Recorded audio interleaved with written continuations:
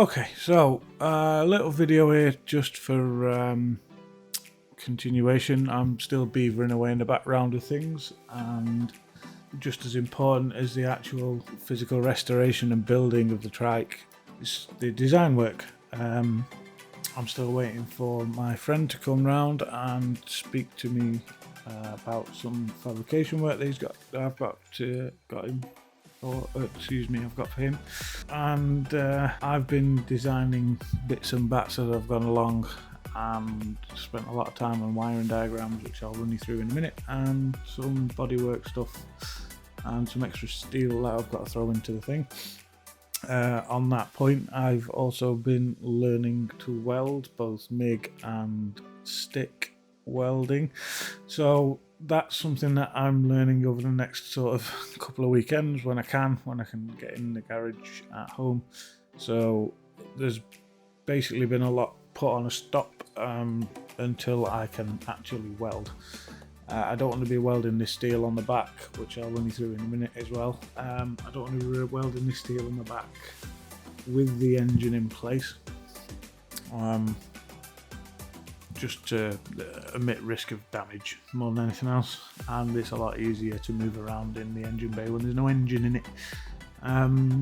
So yeah, I've also been acquiring parts over the past few weeks for the electrical system, cables, fuse boxes, etc., and some stuff for my gearbox, which I can buy, but the cost it just makes it not worth it. So I've got 3 of my gearbox, 3 Ford ATX 3-speed automatic gearboxes, the rarest hen's teeth. I got one with the trike, which is not going to be used. I got another one about 2 months later, and then I got one I think it was middle of last year. I need to get a gasket for the sump, and I needed to get a filter for the transmission fluid. Both of those things I can buy for about £8 odd each. The only problem is they come from America, which adds £30 postage to each of them. So for the gasket, I've bought some rubber, some gasket rubber, proper stuff for the transmission to deal with the transmission fluids and the temperatures. And the filter, I've got 3 of them. I've got 3 gearboxes, I've got 3 filters. Hopefully one of them will have a stainless steel mesh inside, which means I can clean it out instead of having to buy a new one. I will take all 3 out and have a look.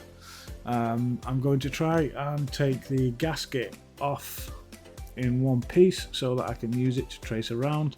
That will be a video in the future, making a gasket.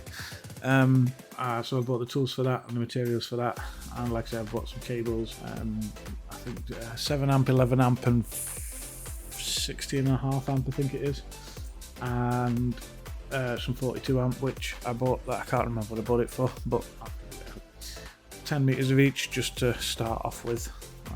But on that, well, let's go to the bodywork. So for a long time I've wondered, obviously as you're aware, you've watched them all, I have had this project for a very long time, 2016 roughly I bought it, and since then I've been thinking about how I want the body to look and stuff like that, mainly the engine bay for now. The front I'll deal with as we go along, but I've been thinking a while about the bodywork, and it's going to be Durbar plate, checker plate, aluminium checker plate on the back to save weight, and it's not load bearing, so it doesn't need to be anything thick and heavy. So I have get the drawing up. So that was the initial sort of parts. So the top of the engine bay here, no rivets on that because it'll be bolted down so that I can remove it. Above each wheel arch, so that I can they'll be riveted down because there's no necessity to remove those. The back initially I was going to have, this has changed and I'll explain why, but initially I was going to have one piece on the back. There's going to be a big grille, which is the same grille that a Land Rover uses, Land Rover Defender I think it was. I bought an aftermarket grill because I'm not paying friggin' original prices, but I bought an aftermarket grill and figured out what size hole needed cutting into it so that I could put the aftermarket grill on, and obviously the rear wheel arch, if you like, sort of parts, all of this riveted on because it doesn't need to be taken off, and if I do need to take the back panel off, which is very unlikely, I'll just drill the rivets and re-rivet it. I wanted a square number plate, but I've looked at the sizes and I can't have a square number plate because the sizes don't suit the with this size, and even with my new body layout, which again I'll show you in a minute, it still wouldn't work, so I need to put a regular rectangular plate on. They're the number plate lights, just to see where they sat basically, and then the side wheel arches, again just panels to make it look pretty, and then the front of the wheel arches, again just panels mainly to make it look pretty and stop any crap getting in there. I had to figure out some extra steel work to support the body panels, because this length of steel here that's original, this 50 by 30 I think it is, box that was used to build the frame, that's not actually flat, which means I can't, unless I bend my panels, which I don't want to do because I haven't got the facilities to do that, unless I bend my panels I can't fit them. So I've put some extra 20 by 20 angle in to support to support the body panels, which on the next drawing over this way you'll see later.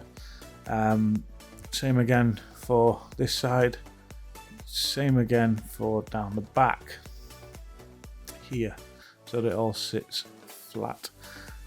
The 40 by 40 and this little piece of 20 by 20 here, so obviously that's for supporting the top panel. It's a bit of a length for us without a support in it, and obviously the front now is to support the panel at the front and the back. Now I need to be able to remove this and this, because if I can't, I cannot get the engine and gearbox into the engine bay.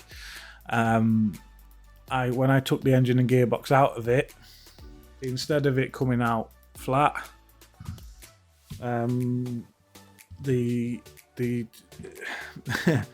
I figured out that it needed to basically come out like that. So the engine sort of comes out, and as it starts coming out, you have to put the balance bar over and start bringing it out, and it basically vertically comes out. Obviously I can't do that with this and that in place, so I had to make them removable. So what I'm going to do is I'm going to make the 40 by 40 angle. I'll just do a rough drawing because it's easier. So imagine, it's not, but imagine that's a 40 by 40 angle. It'll be sat in section, it'll be sat like that on the back. So what I'm going to do is I'm going to make a couple of plates like that. Oh, my CAD skills aren't up to scratch. A couple of plates like that. Drill a couple of holes in said plates. Sorry, sizes aren't great, but it doesn't matter. A couple of holes in the plates, weld the plates onto the angle, and bolt those. They'll be in line, but bolt them to the frame through there. I have to have two, because obviously if I don't, then that 40 by 40 angle will spin, and I don't want it to spin, so I've got to make the plate slightly longer and put 2 bolts in instead of 1 on either side. So that's that. Part of the reason I'm learning to weld.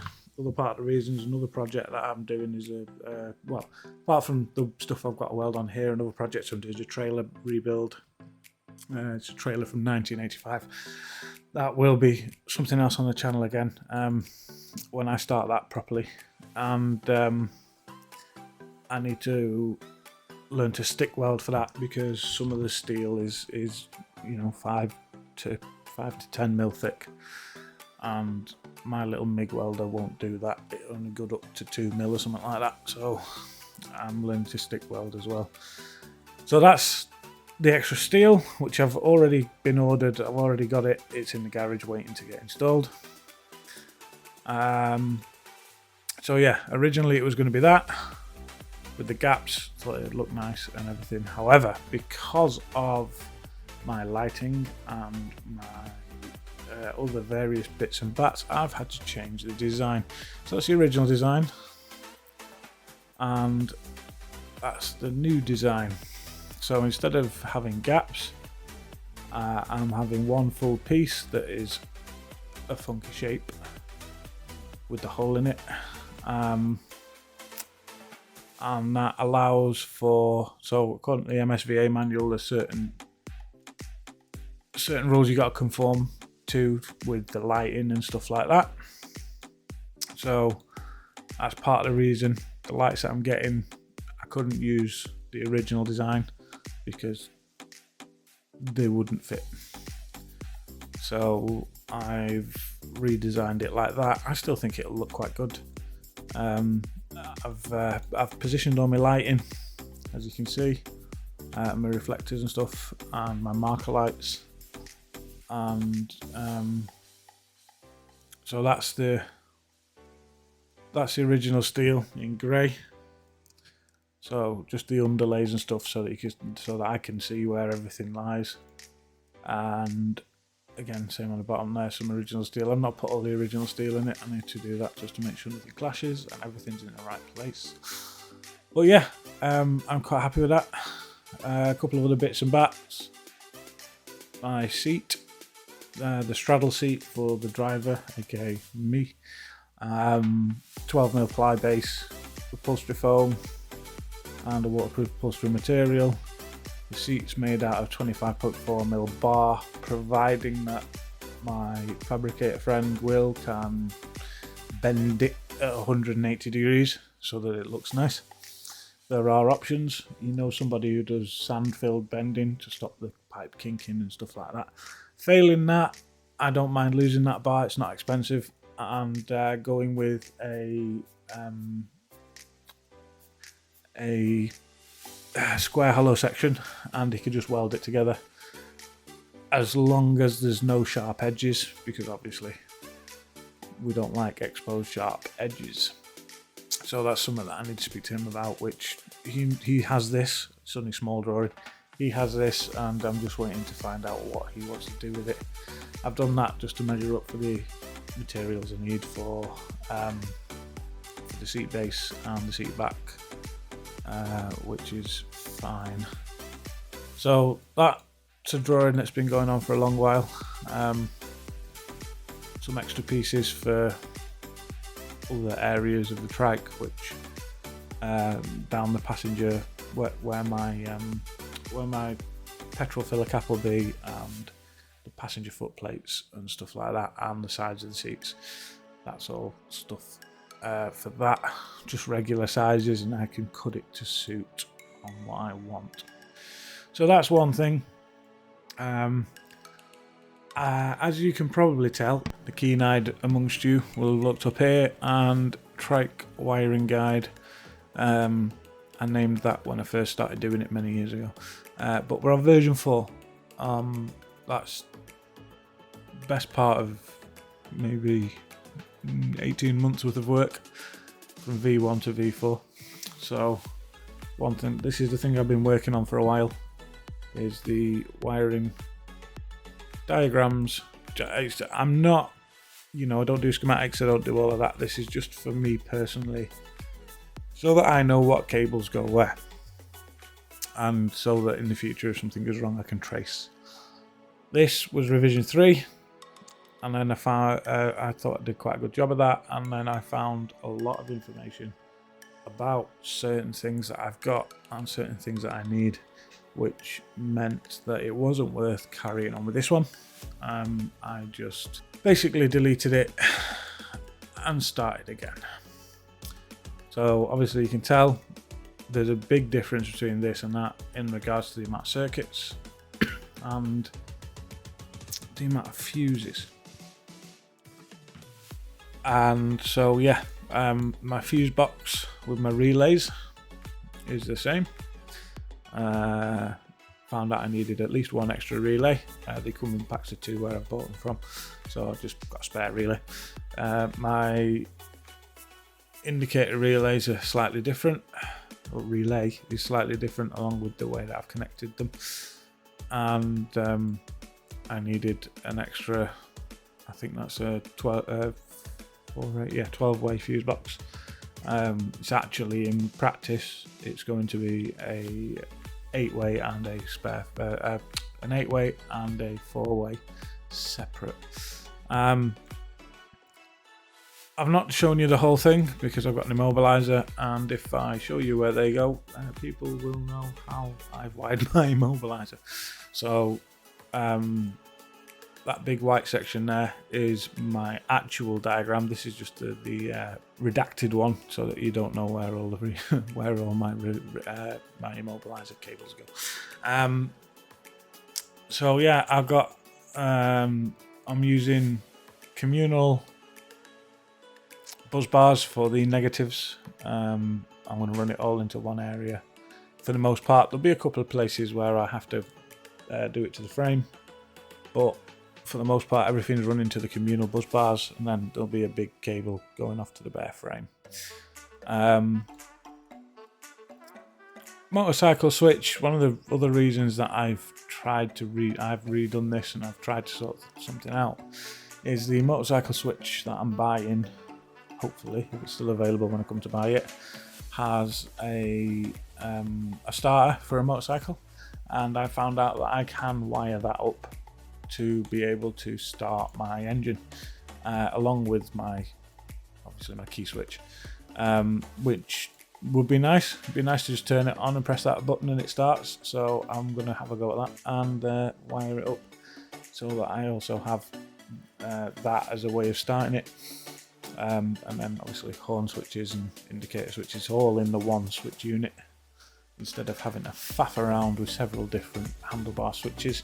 The only separate ones, there'll be 2, one for the side and marker lights, which need to be able to be turned on and off by a switch, and while the engine isn't running, and one for the fog lights on the rear. I wasn't going to put fog lights on it, but the lighting units that I'm buying have fog lights on, and if it is there, it gets inspected. And if it doesn't work, you get marked down for it, and well, you'll get failed for it, obviously, in this case. So I've had to incorporate fog lights into it, which is annoying, but hey ho, it is what it is. And then there's a couple of telltales that I'm getting separately that I will get Will to fabricate some form of dashboardy kind of thing that I can put those in, because they're also mandatory to tell me as the driver that my fog lights are turned on and my side and my marker lights are turned on.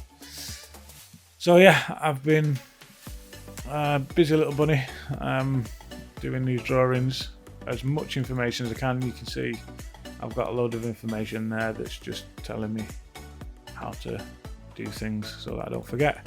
AI has been immensely helpful. I mean, for example, my alternator has an unlabeled post on it, and I asked what the unlabeled post was, and turns out my alternator, in order to work, needs what's called an exciter circuit, which basically tells, Google it to double check, but it basically tells the alternator to start charging. Whereas modern alternators don't need that. They have an automatic system that does it. The problem with that is I'm not running that cable through a dashboard light, which creates resistance and doesn't overload the alternator, I think. So it turns out that I have to put a resistor and a diode in series to act as if it's an incandescent light bulb. So I've ordered those. They're coming tomorrow. Not expensive. I think each of them are a pack of 10 and they cost me a tenner altogether or something. So I've got to do that. Obviously the battery goes up to the battery comes down to the alternator, and the W post, which in older cars anyway, would feed the rev counter. I can't use that because of my clocks being different, so I have to just leave that unused. It's not a problem. My clocks are going to run off my ignition coil instead for my rev counter, which it can do. Couple of the bits, I've been toying around with the speed sensor stuff. Obviously I need to know how fast I'm going. The speedo comes with a magnetic system. It's a sensor you bolt onto the wheels, the front wheel, the motorcycle wheel, and then there's a magnet that there's a magnet you bolt onto the wheel, and then there's a sensor that you bolt onto the same bolts that hold the brake calipers on. But I didn't want to use that because I think that's unreliable and it's very, very difficult to set up. Or it's a lot more difficult to set up than the thing that I've actually found, which is the people that make the speedo that I'm buying, Koso, make a converter, which is what that'll be, to convert an analog spinny cable. So on the older motorbikes, and older cars do the same thing actually. The clocks or the speedos is run with a square shank cable, and that spins, which then spins the speedo, and then the clock shows what speed you're going. Koso make a specific unit that transforms the analog signal of the cable rotating into a electrical pulse, which then feeds its own clocks to tell it how fast the vehicle's going. Now, my motorbike obviously runs off the original square shank cable, so all I've got to do is get the sender unit, the square shank cable, which I haven't got, and I can run it it'll end up with a digital signal instead. And I think that'd be a lot better because I kept the speedo unit from the bike. I've cleaned it out. I'm going to re-grease it all up when it comes to installing it again, and that should run everything. Other than that, there's not really much to be said more about the wiring diagrams. A lot more complicated than I thought, but you live and learn, and this is a learning exercise. So yeah, there might be possibly a break between videos. Depends on what I can get done. Obviously I have a full-time job away from home, so I can't necessarily be in my garage every night, and when I am at home on the weekend I've got 2 kids and a wife to maintain as well, so got to keep them happy. And then also learning how to weld is a big thing, taking a lot of time. I'm not doing too bad. I'm quite happy with some of the stuff that I've come out with, and Will, who does all my welding otherwise, has basically looked at the photos of some of the welding that I've done and said, yeah, you need to do this and this. It's just practice and honing the skill of how to weld. In my case, I'm on the stick welding side. I'm pulling the stick too fast while I'm welding, so it's missing spots and stuff like that. And on the MIG side of things, is the same thing. I'm just going too fast, so I need to slow down, and yeah, hopefully I can get that down within the next couple of weeks and I can start putting the steel work in. So yeah, hopefully, sorry if I've bored you, but as I said, just as important as the actual physical work of building the thing and getting the engine running and all of that is this design work. I had an issue thinking about things where obviously the engine is at the back of the Trike. This is the design thing that sticks out in my head. There's something that you've got, I had to overcome, which was an unusual thing to deal with. So because all the radiators at the back, on a car, it's at the front, you're forcing air into it all the time. On my Trike, it's at the back. So how are you going to get airflow? So on the photos you see, I've got a bench seat that can carry 3 passengers if I have it set up that way. But in my case, it will not carry 3 passengers. I'm taking the back of the seat. I'm putting basically a hole in it and putting a fine wire mesh in that hole to prevent any big stuff going through to the back or anything like that, or anybody's hands getting in there, engine running in there at the end of the day, to force air in. On the wheel arches, I'm putting some, I've not done the designs for anything yet, but I am putting some ducting in,